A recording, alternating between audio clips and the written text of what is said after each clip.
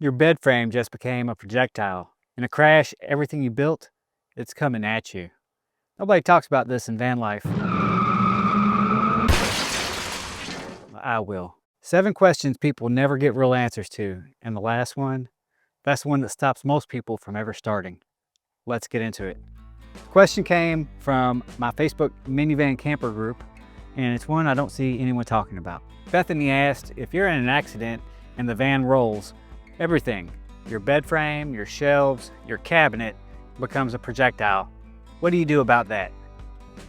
Here's the truth. For normal driving, yeah, there are things you can do.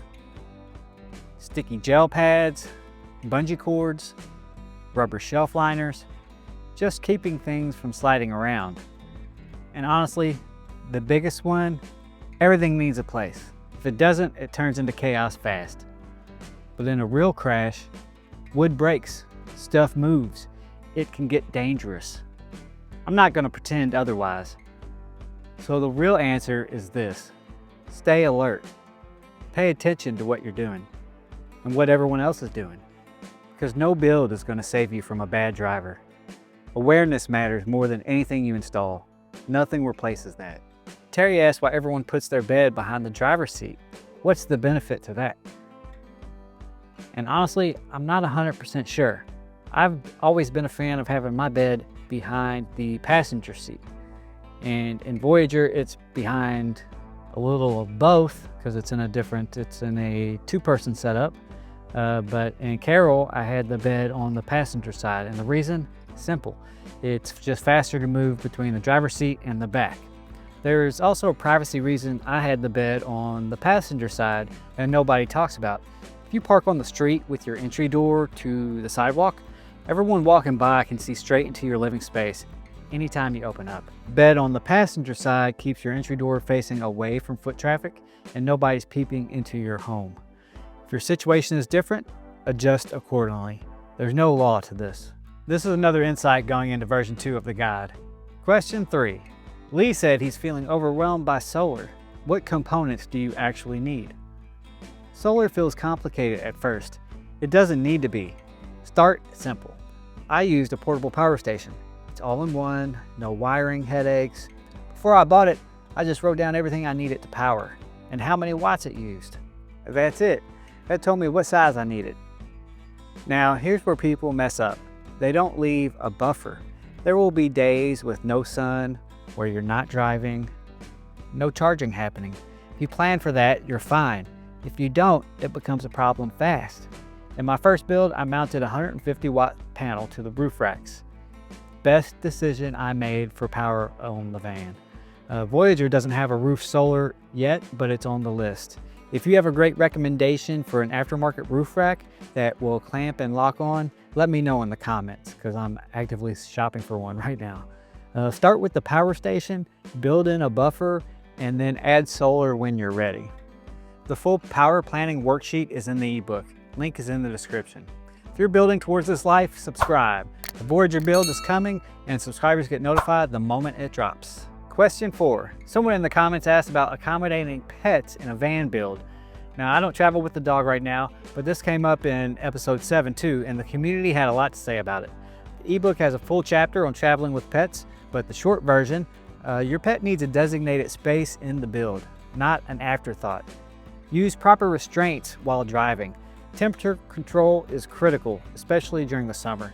Stick to the routine as close as possible, and have a pet-specific first aid kit with vet contact info along your route. Bottom line, van life with a pet is absolutely doable. It just requires a little more planning up front, which honestly describes every part of this lifestyle. Question 5. Patty asked, what people do to stay cool at night beyond fans? This is where expectation versus reality hits. Your van holds heat all day, so if it heats up, you're feeling that all night. The best move, don't let it heat up in the first place. I've had nights where it just wouldn't cool down. And yeah, you don't sleep at all. So this just isn't about gear, it's behavior. Park in the shade before the sun goes down so the van isn't baking when you get in. Windows cracked on opposite sides for cross breeze. Of course, a fan running and dress lighter than you think you need to. More depth of this is going into version 2, including portable AC options and vent fans. This one caught me off guard.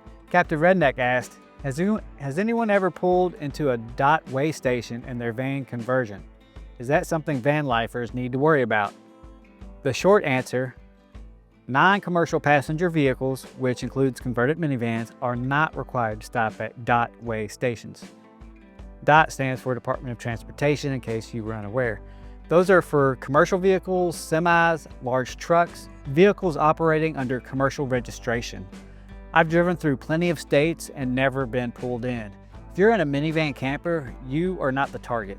That said, laws do vary by state and they do change. If you're ever uncertain, the safest move is to check the specific state you're traveling through. Everything we just talked about, power, layout, bathroom, safety, that's just the surface. The ebook goes deeper. The planning, the structure, the stuff that saves you from wasting money. The power planning worksheet walks you through exactly what I described in the solar question.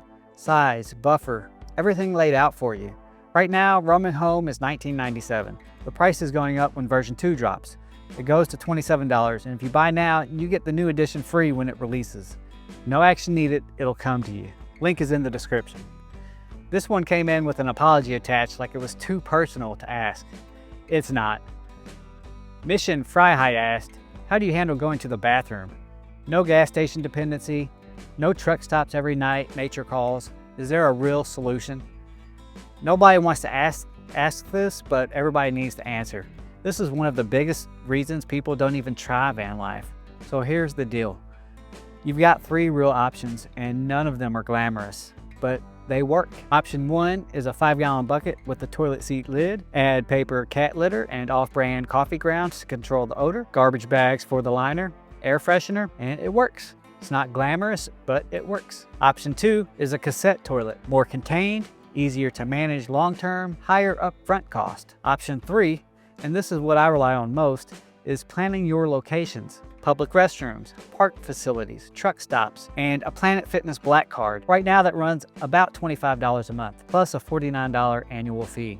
For van lifers, it's one of the best deals out there. Showers and restrooms at over 2,600 locations nationwide, and you can work out. Pro tip, if you know you're not traveling for a stretch of time, you can pause your membership and they lock in your current rate. Worth knowing before the price goes up later this year. The honest truth is you figure out what works for your situation over time. Most people stress about this before their first trip and stop stressing about it after. Before I get to the last part, quick question. What's the question you still haven't gotten a straight answer on? About the build, about life on the road, about any of it? Drop it in the comments below. I read everyone. And the best questions from this community are going to shape what goes into the next edition of the guide. This is your chance to actually influence what gets written. If you've made it this far, you're already ahead of most people. Now, remember what I mentioned at the start? Voyager has been ready. I just haven't shown the full build yet. That's coming, start to finish. Every decision, every mistake, everything.